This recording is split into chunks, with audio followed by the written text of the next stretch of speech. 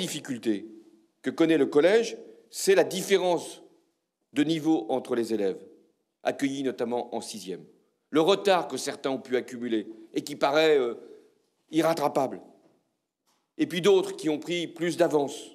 Eh bien, la priorité, c'est de lutter contre l'échec scolaire dès l'école élémentaire.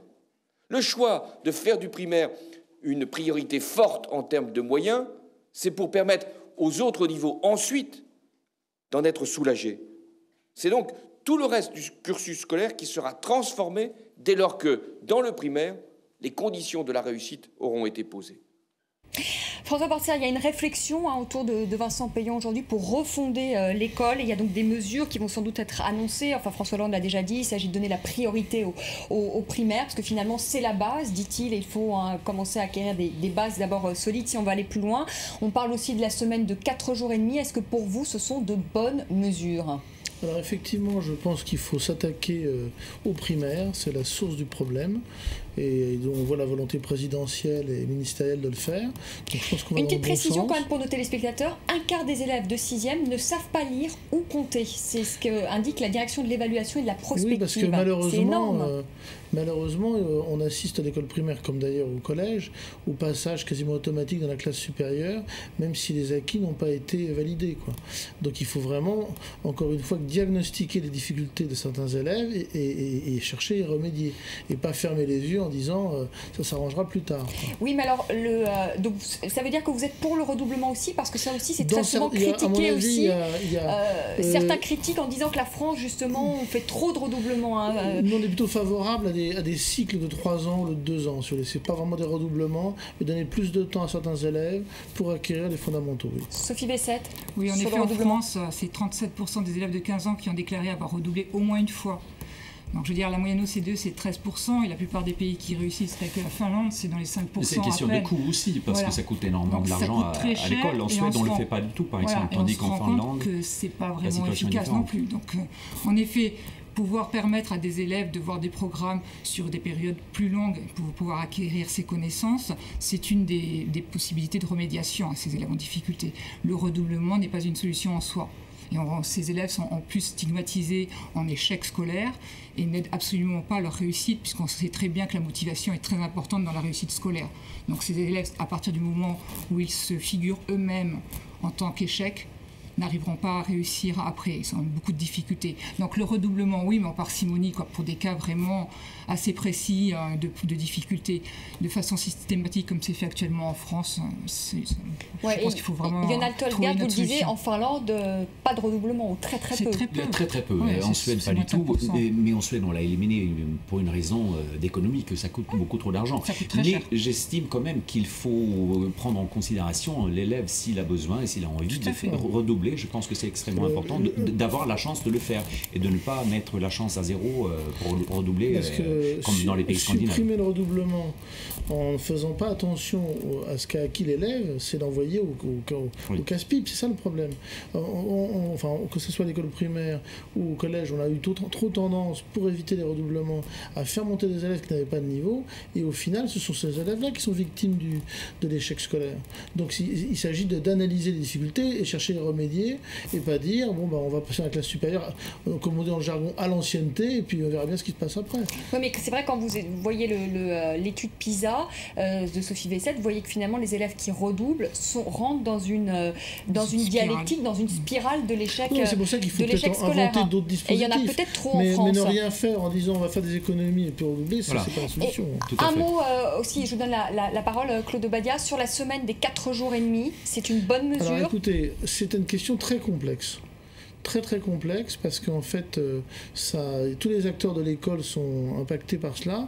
Nous, ce que l'on propose, c'est que vous avez dans chaque école des conseils d'école qui composent les parents, les enseignants, les élèves, ils sont donc représentés, et je pense que c'est important que les conseils d'école se prononcent, parce que l'école en Bretagne, c'est pas la même chose qu'à Paris, dans les grandes villes, c'est pas la même chose qu'à la campagne, il y a des problèmes de ramassage scolaire, tout le monde n'a pas forcément envie de partir en week-end le samedi, en particulier en province, donc je pense que il faut donner la parole aux principaux intéressés. Quand vous voyez, François Portière, qu'on travaille, je crois, 140 jours dans l'année, alors que c'est 200 dans les autres pays européens, et qu'on bourre finalement les élèves à raison de 6 heures par jour, jours. Est-ce que là, il n'y a pas aussi une aberration du système français? Est-ce qu'il ne faudrait pas que ce soit des journées qui soient plus allégées, mais plus étalées?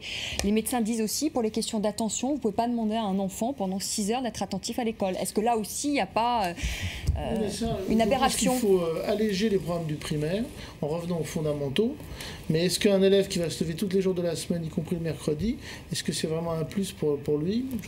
Objectivement, j'en suis pas certain. Moi. Claude Obadia. Oui, 3 choses très rapidement. Pour ce qui concerne le redoublement, moi je suis ni pour ni contre. J'appelle de mes voeux que les responsables, les enseignants, les conseils d'orientation développent des approches plus fines de l'élève en difficulté et qu'ils n'oublient pas de ressaisir l'élève dans sa dimension morale, psychologique, existentielle. Les élèves sont des personnes et pour certains d'entre eux, effectivement, le redoublement, ça peut être une fausse solution. Pour ce qui concerne la semaine des 4 jours, la question est complexe, comme l'a dit notre intervenant. Ma position à moi, je la fonde dans la mission de l'école, qui est d'endiguer, sa mission républicaine, c'est d'endiguer autant que faire se peut les injustices et les inégalités sociales. Donc je considère à partir de là que tous les processus, tous les dispositifs qui peuvent ramener les enfants des quartiers, des banlieues, au sein de l'institution scolaire, sont des dispositifs qui sont parfaitement conformes. Mais sur la semaine de 4 jours et demi. Ah oui, 4 jours et demi, et pourquoi pas 5 jours selon ce critère-là, mais qu'il faut pondérer par les autres critères. Parce qu'il faut tout de même savoir qu'un élève qui habite Neuilly, lorsqu'il n'est pas au lycée Pasteur à Neuilly, il vit dans son appartement des Beaux-Quartiers. Tandis qu'un élève qui est scolarisé à Gennevilliers, quand il n'est pas à l'école, il est dans la rue parfois. Et là, il y a un vrai enjeu social. Vous pensez que pour les jeunes, justement, des quartiers défavorisés, ce serait peut-être une bonne chose, finalement, qu'ils passent plus de temps à l'école, au moins dans un encadrement? Mais bien sûr, parce que le temps qui n'est pas passé à l'école, c'est un temps qui peut être exploité en termes de gains de patrimoine culturel, mais c'est un temps aussi de déréliction, c'est un temps d'abandon pour un certain nombre de nos élèves. Si je vous comprends bien, vous êtes quand même pour la semaine de 4 jours et demi. Johan Delgert, en Finlande toujours, parce qu'on prend toujours l'exemple finlandais, on travaille combien de jours dans l'année et à raison de combien d'heures par jour? Écoutez, on essaie de travailler, j'allais dire, le minimum possible. C'est vrai que les journées ne sont pas aussi longues, on n'a pas autant de devoirs non plus après l'école. C'est incroyable aussi, les devoirs en France. Oui, tout à fait. C'est énorme. Il n'y a pas de devoirs en dehors. Mais on a un autre système aussi, c'est-à-dire que là, c'est le livre d'école qui fait face, qui est le plus important. Tandis qu'en France, souvent à l'école, j'ai vu mon fils qui était donc dans une école du service public, où il était quand même très content, je vous dois le dire. Mais le nombre de notes, des cahiers remplis par les notes des professeurs, et qu'il fallait étudier et essayer de déchiffrer, à comprendre. Le soir, avec lui, c'était assez complexe, c'était assez spécial. Mais bon. Donc des journées plus légères, on travaille combien de temps par jour en Finlande à peu près? C'est un peu variable, on finit souvent entre 2, 3, 4 heures dans l'après-midi pour pouvoir rentrer assez rapidement, faire du sport. Un peu comme l'Allemagne finalement. Rencontrer des copains, avoir un peu de temps pour soi, rencontrer la famille. Et évidemment, il y a des devoirs à faire à la maison aussi. Oui, mais je pense que quand vous parlez là des devoirs en France, vous avez la chance d'avoir le niveau d'éducation nécessaire pour pouvoir aider votre enfant quand il rentre à la maison avec toutes les notes à déchiffrer, d'être là, de l'aider à pouvoir comprendre. Il y a beaucoup d'élèves, notamment des élèves issus du milieu défavorisé, qui n'ont pas des parents qui ont le niveau nécessaire pour pouvoir les aider. Mais c'était difficile aussi pour nous parce qu'on n'est pas français. Oui, mais bon, même en n'étant pas français, je juge surtout l'envie de mon fils, par exemple, donc, qui était quand même très content d'être dans une école française. Oui, mais comme vient de dire Sophie Vessette, parce que vous êtes peut-être aussi dans un milieu socioculturel. Mais je voulais dire quand même par rapport à ça, c'est vrai que si en Finlande, si j'avais des enfants dans une école finlandaise, je serais sûr et rassuré qu'il y aura une éducation pour lui aussi bien que pour les autres élèves, parce que c'est assez égalitaire dans ce système-là. On a dit simplement, un journaliste français a dit, par contre, si on veut chercher un prix Nobel en Finlande, ça sera un petit peu difficile, parce que c'est difficile à sortir de... Oui, c'est pas un système élitiste. Je voudrais qu'on parle aussi, parce qu'on arrive bientôt au terme de ce débat, je vous donne la parole Claude Obadia, mais avec cette question, est-ce que notre école prépare aujourd'hui au monde du travail? Quand on voit quand même le taux de chômage des jeunes en France qui frôle les 23%, est-ce que là, il n'y a pas aussi un échec de notre système éducatif? Je crois qu'il y a une difficulté que rencontre notre système éducatif. Ici, il aurait fallu interroger un président de chambre de commerce qui aurait été bien placé pour nous dire qu'il y a un très gros problème d'adaptation des problèmes des programmes scolaires et du supérieur aux réalités qui sont celles du monde de l'entreprise. Donc là, je crois qu'il y a une vraie difficulté. Pour ce qui concerne la question du rythme scolaire dont on a parlé, on est à certains égards en pleine absurdité. Je peux vous certifier que dans certains établissements, sinon dans la majorité d'entre eux, on demande à un élève de seconde de 15 ans d'être en cours 9 heures par jour. 9 heures par jour. Aucun enseignant ne pourrait suivre 9 heures de cours par jour. Le pire étant à venir, puisque si on demande aux élèves de suivre 9 heures de cours dans la journée, alors on les invite et on les exhorte à être inattentifs et à bavarder, puisqu'il est absolument impossible pour un élève de 15 ans de maintenir son attention pendant 9 heures. Donc quand l'école invite les élèves à bavarder, quand l'école invite les élèves à faire l'école buissonnière et à être inattentifs en exigeant d'eux qu'ils restent assis 9 heures par jour, on est en pleine contradiction et absurdité. François Portière, je voudrais sur la question justement de notre système éducatif qui ne serait peut-être pas suffisamment en lien avec le monde de l'entreprise. Est-ce que vous êtes d'accord avec ça et est-ce qu'il faut faire un travail là-dessus? Vous voyez par exemple en Allemagne, dès la 3e, il y a un système d'apprentissage qui est mis en place. Est-ce qu'il faudrait faire la même chose en France? Il y a deux choses. D'abord, il faut se méfier des comparaisons internationales. Chaque pays est différent. La Finlande, c'est pas la France. Oui, mais c'est bien, aussi peut-être de prendre d'exemples aussi certains trucs sur les systèmes qui marchent. On dit aux enfants qu'il faut dormir 5 heures par nuit pour réussir. Bon, donc, petite parenthèse. Donc, le problème de la France, pour des raisons culturelles qui seraient assez longues à développer, c'est qu'on a longtemps méprisé l'enseignement professionnel. L'enseignement professionnel est une voie de relégation, ce qui est un scandale, parce que c'est une voie de promotion sociale et qui permet la réussite. Et malheureusement, contrairement à l'Allemagne, quand vous dites vous êtes professeur principal de 3e et que vous dites écoute, tu iras en lycée professionnel l'année prochaine, c'est comme si vous assassiniez le gamin. Donc il faut sortir de ça. C'est un problème qui dépasse complètement l'école. C'est le regard de la société sur les métiers manuels et professionnels. Il y a un gros effort à faire. En plus, on dispose avec les lycées professionnels, les lycées technologiques d'outils performants, mais c'est toute la société qui doit revoir cette vision des choses. L'apprentissage, ça peut être une bonne chose pour des élèves qui sont plus attirés par un côté pratique à partir d'un certain âge, mais là encore, il faut des conditions pour avoir des bons maîtres d'apprentissage, que les choses soient également cadrées et que ça ne soit pas non plus l'exploitation des apprentis.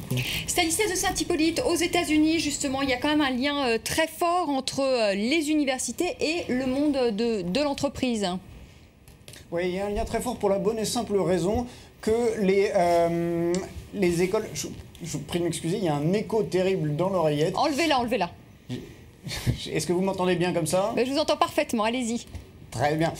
Pour la bonne et simple raison que les entreprises sont présentes très souvent dans les boards, dans les conseils d'administration des entreprises. Ça crée un lien de facto entre l'université et l'entreprise, des possibilités de stage, des possibilités d'embauche pour les meilleurs élèves après. Deuxième chose, les universités sont payantes et sont extrêmement chères aux États-Unis. Pour les moins chers, on ira dans les 6 000 à 7 000 $ et puis ça peut monter beaucoup plus haut. Si vous ajoutez à cela le coût de la vie, etc., un étudiant en moyenne devra débourser 20 000 $ par an jusqu'à 45 000 $ par an. Pas beaucoup de solutions autres que de travailler pendant ses études. On se prépare pas forcément à l'entreprise dans laquelle on sera plus tard, mais on se prépare déjà à connaître ce monde de l'entreprise, ce monde du travail. Donc soit travailler, soit obtenir des prêts.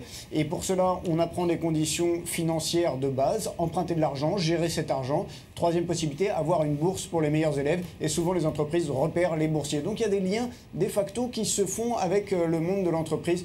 Et l'université, c'est une des grandes forces peut-être du système supérieur américain. Encore une fois, le système supérieur qui est bien meilleur que le système secondaire ou primaire américain.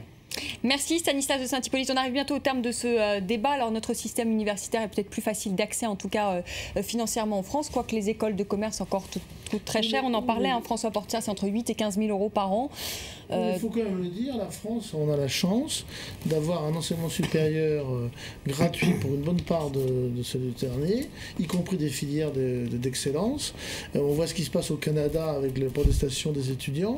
Il ne s'agit pas non plus de privatiser l'enseignement supérieur. Et c'est là, parce que à l'heure actuelle, c'est déjà inégalitaire. Vous savez, pour quelqu'un qui habite en province, que son fils puisse aller dans une ville universitaire, ça a un coût de l'ordre de 1 000 € par mois. Quand vous êtes smicard, il faut le faire. Donc moi je pense qu'il ne faut surtout pas que l'enseignement public qui soit ouvert à tous soit remis en cause en France. Ce qui ne veut pas dire qu'il ne puisse pas y avoir des filières privées, quoi. Voilà. Il y a encore peut-être des changements à faire, parce que comme vous le disiez, on ne peut peut-être pas faire ce qui est fait en Finlande ou en Corée du Sud, on ne peut peut-être pas le faire en France, mais on sait aussi qu'en France, et que ce soit des ministres de droite ou de gauche qui se sont à chaque fois cassés les dents dès qu'il s'agit de réformer l'éducation nationale, c'est un pari quasi impossible, en un mot. C'est parce que l'éducation nationale, comme le disait M. Obadia, concerne tous les Français. C'est intrinsèque de la conception française, de l'identité française. C'est très bien qu'il y a une valeur dans l'éducation en France. Ça, c'est vraiment très important. C'est un sujet fondateur de la République. Oui, mais pour l'instant, on n'avance pas grandement quand même depuis des années. Et bon, on revient à ce classement de l'OCDE. Franchement, on n'est pas très bien classé. Je pense que le nouveau ministre a quand même la volonté d'essayer de faire avancer les choses.